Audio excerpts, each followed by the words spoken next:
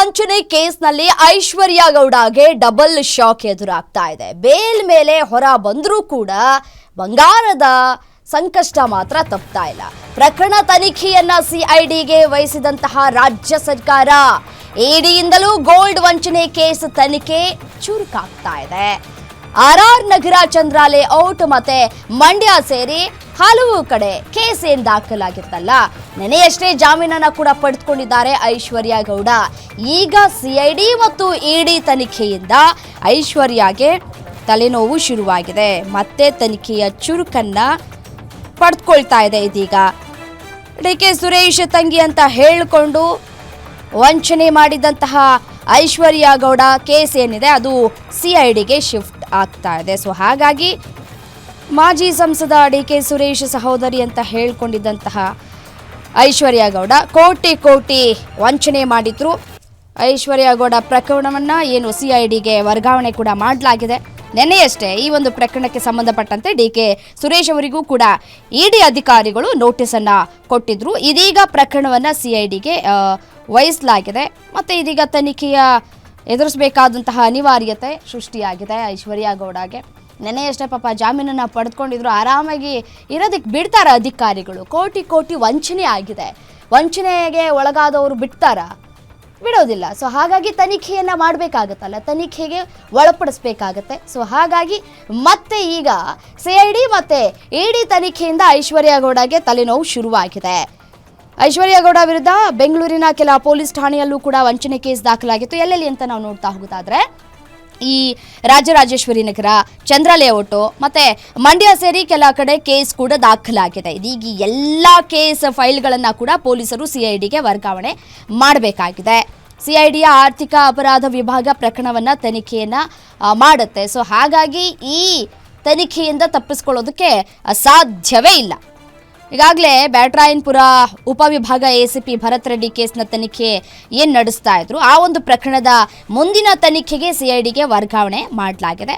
ನಿನ್ನೆಯಷ್ಟೇ ಐಶ್ವರ್ಯ ಗೌಡ ಸೆಷನ್ಸ್ ಕೋರ್ಟ್ನಿಂದ ಜಾಮೀನನ್ನ ಪಡೆದುಕೊಂಡಿದ್ರು.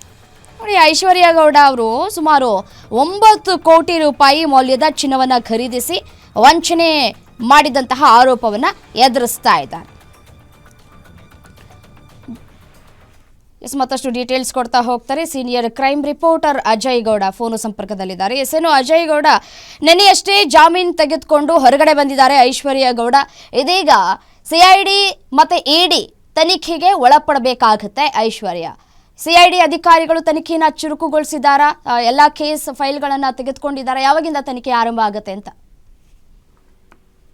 ರಮ್ಯಾ, ಐಶ್ವರ್ಯ ಗೌಡ ಅಂದ್ರೆ ಆಲ್ಮೋಸ್ಟ್ ಒಂದು 70 ರಿಂದ 80 ಕೋಟಿ ವಂಚನೆಯನ್ನ ಮಾಡಿದಂತ ವಿಚಾರಕ್ಕೆ ಸಂಬಂಧಪಟ್ಟಂತೆ ಈ ಹಿಂದೆ ರಾಜರಾಜೇಶ್ವರಿ ನಗರ ಪೊಲೀಸ್ ಸ್ಟೇಷನ್ ಆಗಿರ್ಬೋದು, ಚಂದ್ರ ಲೇಔಟ್ ಪೊಲೀಸ್ ಸ್ಟೇಷನ್ ಸೇರಿದಂತೆ ಮಂಡ್ಯ ಸೇರಿದಂತೆ ಹಲವು ಕಡೆ ಈಕೆ ವಿರುದ್ಧವಾಗಿ ಅಂದ್ರೆ ಗೋಲ್ಡ್ ರಾಣಿ ಐಶ್ವರ್ಯ ಗೌಡ ವಿರುದ್ಧವಾಗಿ ಸಾಕಷ್ಟು ಒಂದು ಎಫ್ಐಆರ್ ದಾಖಲಾಯಿತು. ಎಫ್ಐಆರ್ ದಾಖಲಿಸಿದಂತ ನಂತರವಾಗಿ ಕೆಲವೊಂದಷ್ಟು ತನಿಖೆನ ಮಾಡಬೇಕು ಅಂತ ಹೇಳಿ ಪೊಲೀಸರು ಕೂಡ ಆಕೆಯನ್ನು ವಶಕ್ಕೆ ಪಡುವಂತ ಕೆಲಸವನ್ನ ಮಾಡಿದ್ರು. ಆ ಒಂದು ಸಂದರ್ಭದಲ್ಲಿ ಆಕೆ ಬೇಲನ್ನ ತೆಗೆದುಕೊಂಡು ರಿಲೀಫ್ ಆಗಿದ್ದು, ನಂತರ ಈ ಒಂದು ಪ್ರಕರಣ ಇಡಿ ಅಧಿಕಾರಿಗಳು ಸ್ವಯಂ ಪ್ರೇರಿತವಾಗಿ ಒಂದು ಎಫ್ಐಆರ್ ಅನ್ನ ದಾಖಲಿಸಿಕೊಂಡು ನಂತರ ಅವರು ಕೂಡ ಆಕೆಯನ್ನ ವಶಕ್ಕೆ ಪಡಿತಾರೆ, ನಂತರ ತನಿಖೆನ ಮಾಡ್ತಾರೆ. ಸಾಕಷ್ಟು ವಿಚಾರಗಳು ಕೂಡ ಬೆಳಕಿಗೆ ಬರುತ್ತೆ.